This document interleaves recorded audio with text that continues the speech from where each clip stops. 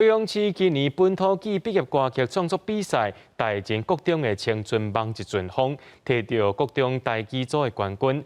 这条歌的词曲创作者就是学校的英语老师宋怡晶，伊毋是音乐专科的，却是连续3年拢参加比赛，甲人摕到2摆冠军。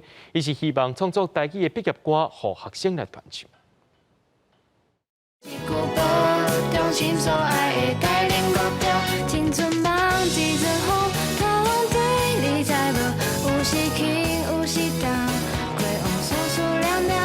带领国中的学生囡仔唱出《青春梦一阵风》，祝福因要毕业啊！就是这条歌摕到今年高雄市本土语毕业歌曲比赛国中慢仔语组的冠军。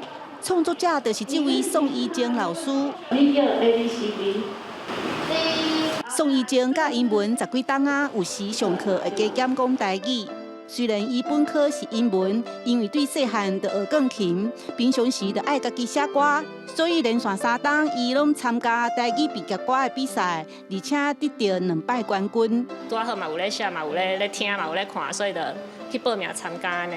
嘛是互家己嘛是甲学生一个机会，趣味啊较本土的感觉，嘛是当用这个机会甲学生教咱台语的文化。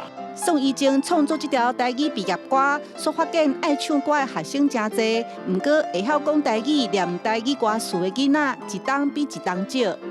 会晓念的时候，咱咧唱，唱出来才较自然安尼。所以其实伫咧录进前，囡仔练足侪遍，包括迄村里上高讲台语的，就是阿嬷，教阿嬷练。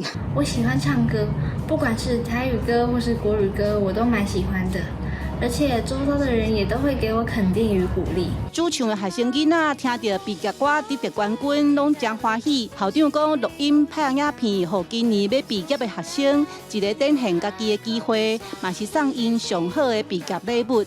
记者邓亚文、罗一哲高雄报道。